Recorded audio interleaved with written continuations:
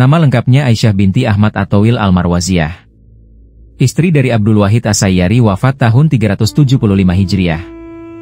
Seorang sufi dan muhadis. Dilansir dalam NU Online, Imam Abu Abdurrahman As-Sulami dalam Tobaqot Asy-Syufiyah dan Imam Abu Naim Al-Asfahani dalam Hilyatul Aulia menyebut nama Abdul Wahid bin Ali As-Sayyari beberapa kali dalam mata rantai periwayatan hadis. Khususnya pada bagian yang membahas tentang Abul Abbas Al-Qasim As-Sayyari.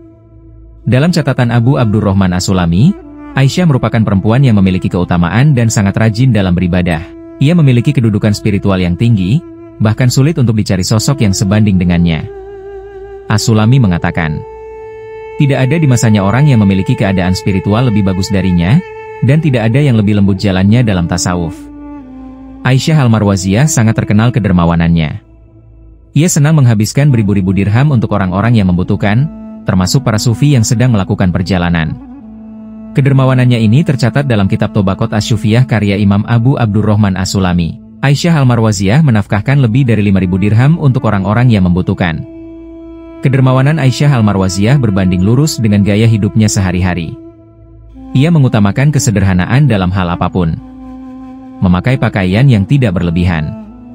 Memakan makanan yang sama dengan orang miskin, bahkan ia merasakan kemiskinan secara hakiki. Dengan merasakannya, empati, kedermawanan dan kasih sayang tumbuh. Ia mengatakan, siapapun yang tidak merasakan nikmatnya kefakiran, maka keutamaan-keutamaan kefakiran tidak akan terungkap baginya. Dalam Islam, setiap hal memiliki keutamaannya masing-masing, dan setiap keadaan menuntut respons yang sesuai. Kemiskinan membuka peluang bagi seseorang untuk melatih kesabaran, sementara kekayaan mendorong rasa syukur.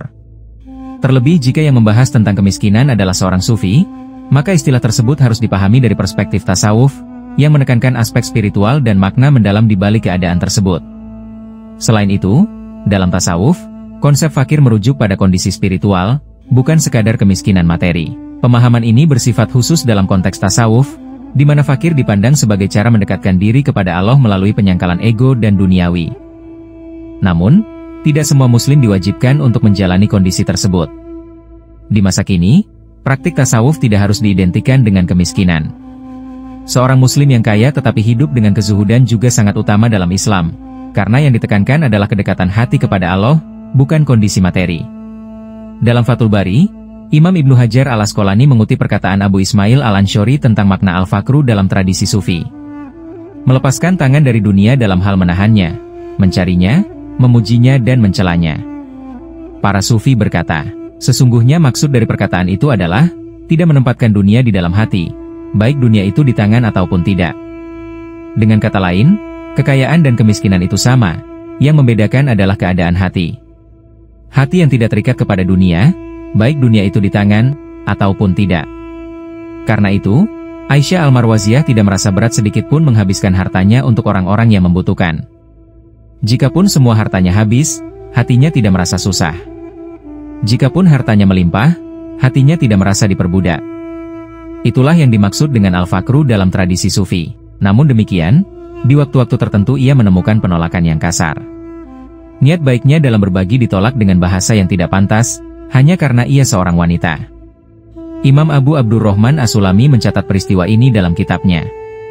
Dikatakan padanya bahwa fulan tidak mau menerima bantuanmu dan berkata bahwa menerima bantuan dari wanita adalah kehinaan. Kemudian Aisyah Al-Marwaziyah berkata, jika seorang hamba mencari kehormatan dalam ibadahnya, maka sungguh ia telah menampakkan kebodohannya. Menurut pandangan Aisyah Al-Marwaziyah, setiap orang memiliki hak yang sama dalam beramal, tanpa memandang gender. Ia membantu orang lain bukan demi pujian, melainkan semata-mata untuk menggapai ridho Allah. Ketika dihadapkan pada penolakan yang mendiskreditkan perempuan, ia merespons dengan tegas, menunjukkan bahwa kehormatan seseorang tidak ditentukan oleh gender, tetapi oleh niat dan amal perbuatannya. Baginya, orang yang masih menilai keburukan dan kehinaan dari sebuah gender, baik laki-laki atau perempuan, ia adalah orang yang mencari kehormatan dalam ibadahnya, bukan tulus murni mengabdi.